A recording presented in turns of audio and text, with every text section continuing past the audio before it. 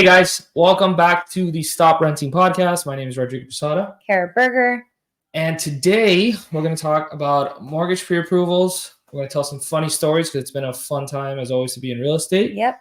And we'll touch a little bit about, because we're talking about mortgages, obviously interest rates. So it is September 13th, 2024. Friday the 13th.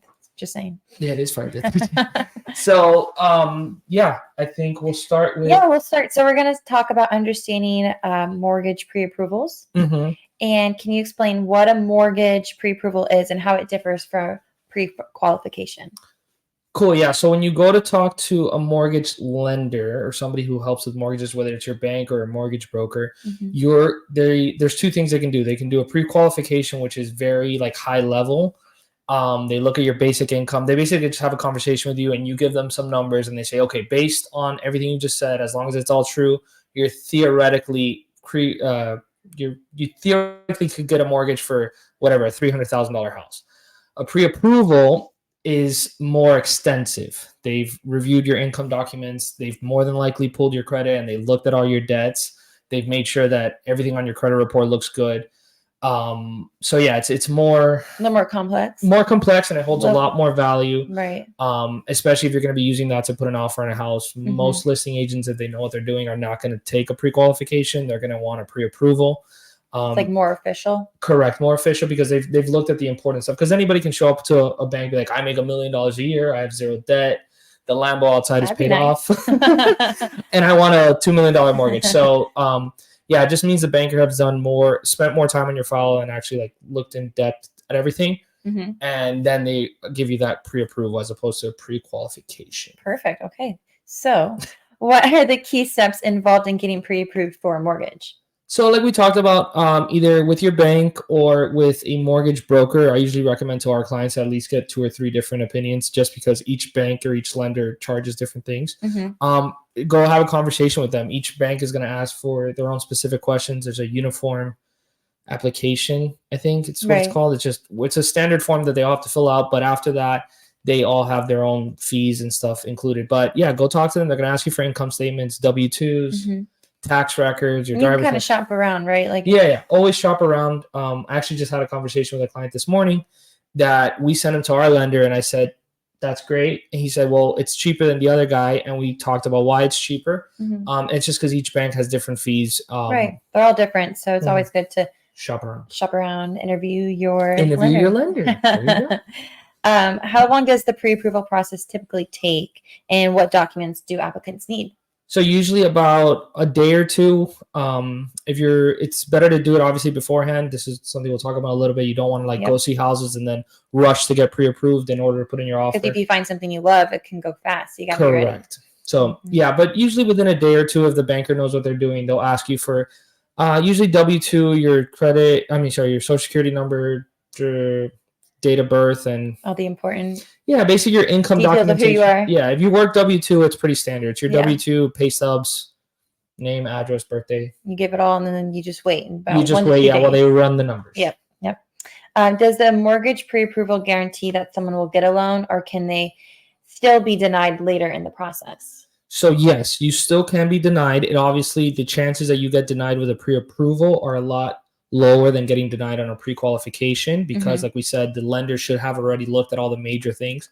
Most of the big issues are going to come up with your credit report.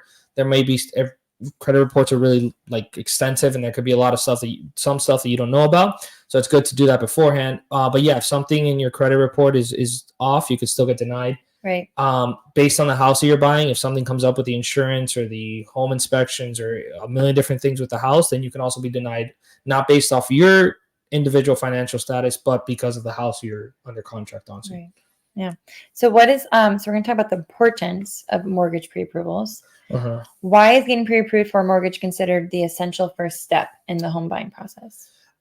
First of all, it tells you if you can buy a house. I think that's as funny as it is. Right, people, you think you can, but yeah, that happens a lot where people end up realizing actually they can't afford it, and it's not a good time. They can't afford it, or there's something major wrong in their credit report. Something that maybe it can get fixed. Yeah, but yeah, because unless you're buying with cash, which beside the point. But if you're planning on buying with a house with a mortgage, definitely getting pre-approved I would say even before you go on realtor.com, but or Zillow. Yeah. I know everybody looks at it at work or whatever, but before you actually go out and tour homes, or even before you sign a buyer broker agreement, to be honest, like your first step should probably be to speak to a lender, have them, if you're ready to do it, have them pull your credit, have them review everything all the documents that they need. So, A, if you can buy a house, B, what price of a house you can buy. The price range that you're looking at, so you're not wasting time.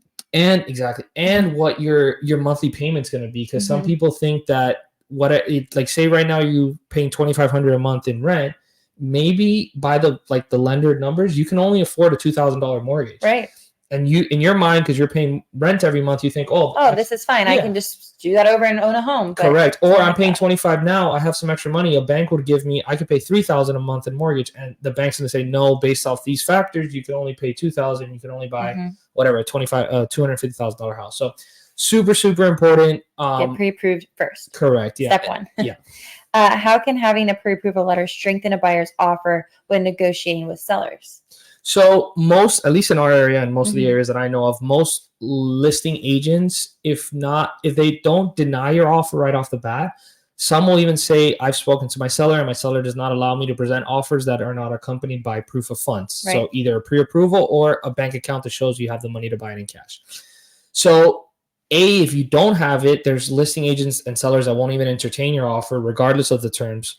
And B, if you do have it, it just makes it stronger, especially. Right. Again, it looks more professional. You have everything together. You're organized. You're a good buyer. You're ready to go. So it's going to be like, yeah. Sign me up. Yeah, I choose you. Yeah. Which we talked about before. Like if you don't, there's contracts, after you go under contract before closing, the contract can fall through. And that puts the seller in a really bad position, especially if the buyer is able to get their earnest money out. Right. So for the seller, to Kara's point, you want to have as clean of an offer being presented. And if they have a good listing agent, the listing agent tells them what a clean, good offer is. Yeah. And a vital part of that is a pre-approval letter or proof of funds, a bank account. Yep. What impact does pre-approval have on determining a home buyer's budget?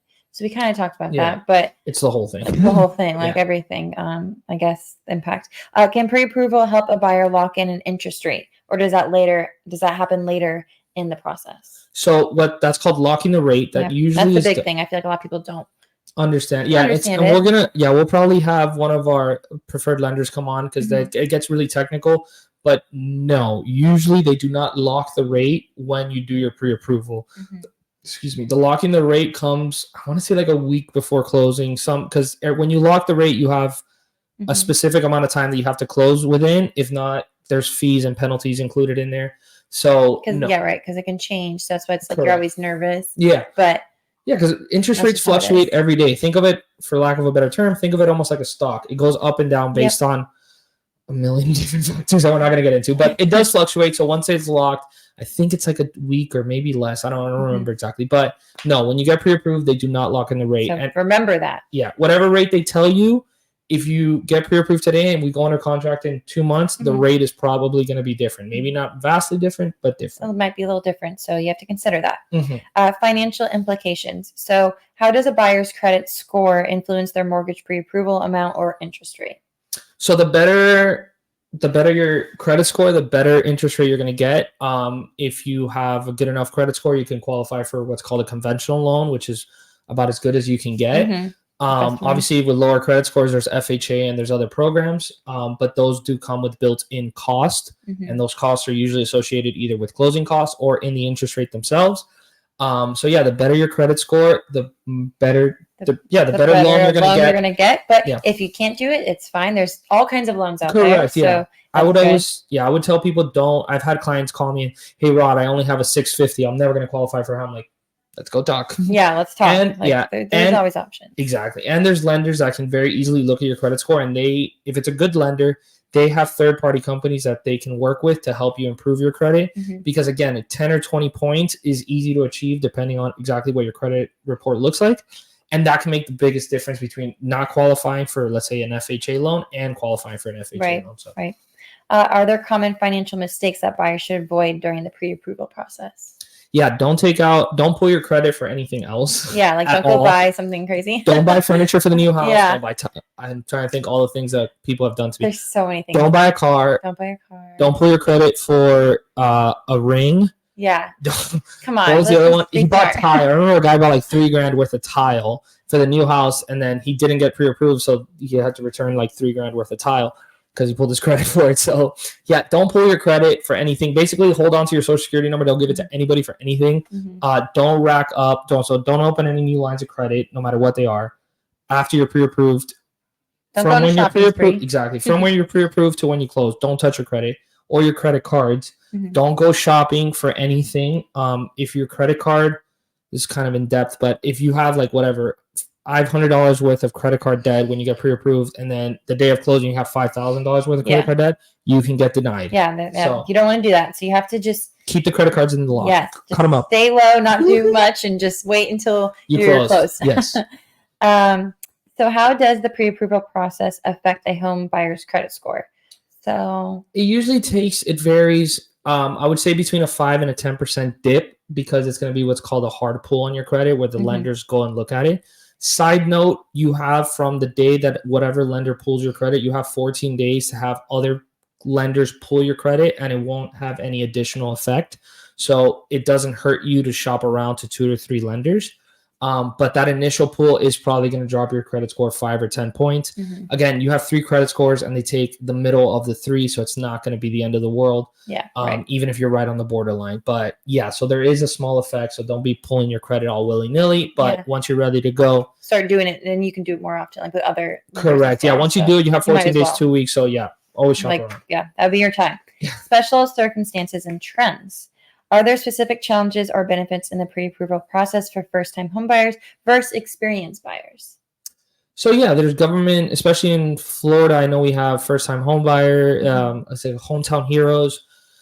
There's a bunch of different like government programs out there, subsidies that help, and individual lenders that have first-time buyer incentives. There's so many. There's so many. Yeah. Like even I was talking to a client the other day, and she said there's like a physician loan out there.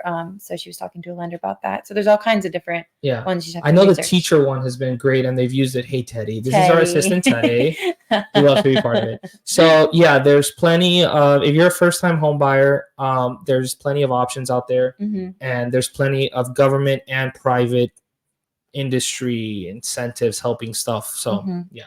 So in today's competitive market, how important is it for buyers to get pre-approved before even looking at homes? We kind of talked about that. Correct. But it's like the number one thing is what we basically said.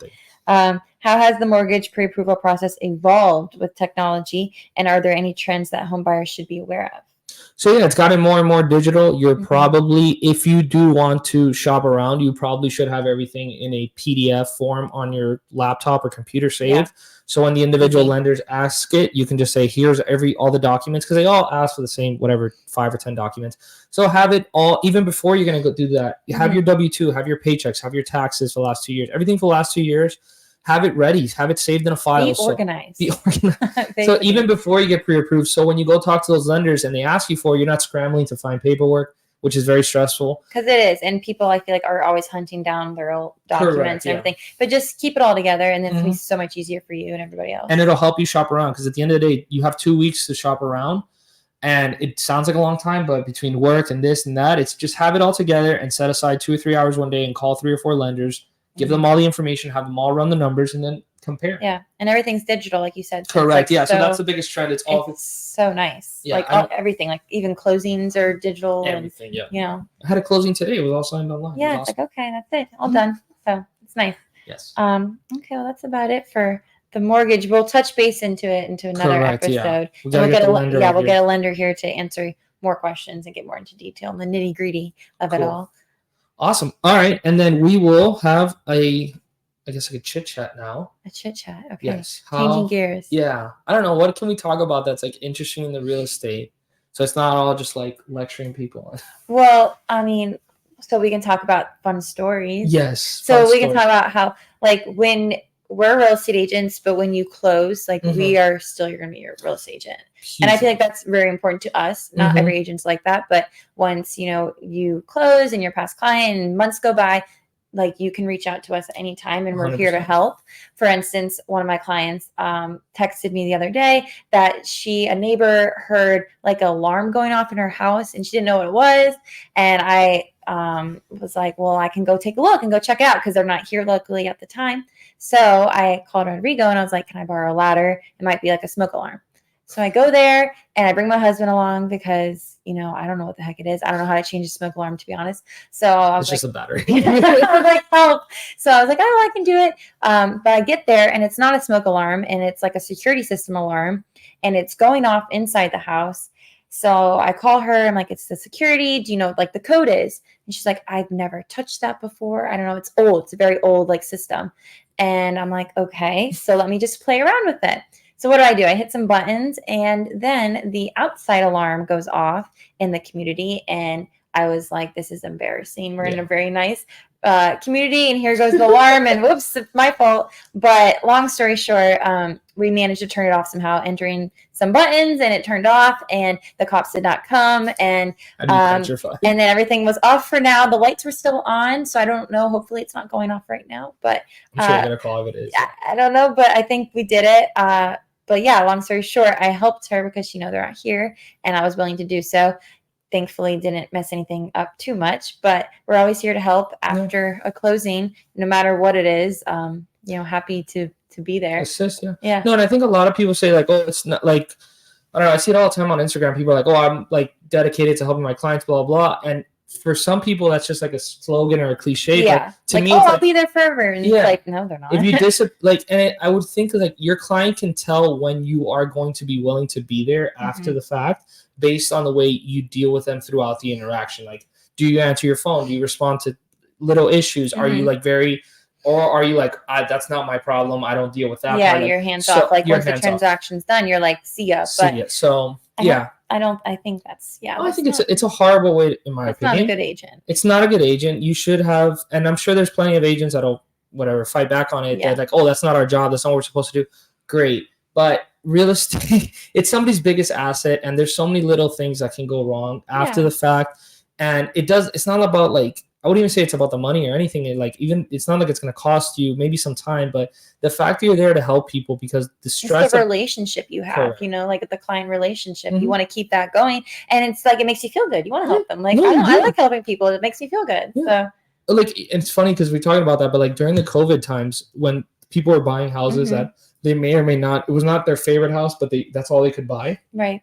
And nothing like breaks my heart more than it's like people that come back and it's like, Rod, because we keep up with our old clients, and I'm like, they're like, Rod, like, thank you for helping us. This house, like, it was all we could get at the time because of the feeding frenzy that we were in. And it's like, you don't want to hear that. Like when you talk back to people like a year or two later, you want to hear like, hey, we love this house. Yeah, like it was their dream home. It's awesome. We've done this and that. So yeah, to Kara's point, when you really do care, if your caring stops at the second the commission hits your bank account, then you never really cared. Yeah. That's my honesty. And then to Kara's point, I have 4 clients right now that are bought properties and doing remodels. And at least once or twice a week, either me or Nicole or somebody, the team has to go and help with a delivery or something, open the door for a contractor, little things. And I think that really does make a difference that makes you stand out, like being a trustworthy agent that's always there to help even past the closing. Exactly. Like you're still there. Yeah. And that's going to benefit you because like they're not going to go call some other random agent. They're going to call you if they need help with anything, or if they look for another property, or they have a family friend. It's just, it's good business. And that's what it's all about. Yeah. As opposed to just being like, oh, I only do X, Y, and Z. I don't deal with that. I think that's if you ever have the sense that your agent is like that, walk away, because that's red flag. That's a red flag. No, because it's true. And I'm not saying like be out there like sweating and cutting down trees and stuff, which I've done. But I won't do. Don't. No, but as a general theme, you want somebody that's willing to go above and beyond as a standard practice, which I'm happy to say that everybody on our team is like that, and it's part of our business culture that we strive for. And it's little things like that, like it's a fire alarm. They're in wherever they are up north, like they had no other option. It's not like a company you could hire to do that. No, and they like, and I feel like, yeah, trust me, absolutely, 100%. I'll be there. I'll go there tonight. And it's a nice feeling to have. Yeah. And then so that's a cool story. And then market trend, or you want to talk about interest rates? I mean, that's a big topic right now. Where we're at. I would say we're in mid-September. Interest rates are coming down. We'll see with the Fed's going to have another talk in a week or two, I think. So we'll see. But the main thing I would love to like leave everybody with is that if you're on the sidelines because of either interest rate, probably interest rates at this point. Yeah. Also the election, but I was gonna say the election. We're not gonna talk about that. No, we're disaster. not. Nope. But interest rates. Once they get right now we're at 6.10 was the last I saw average.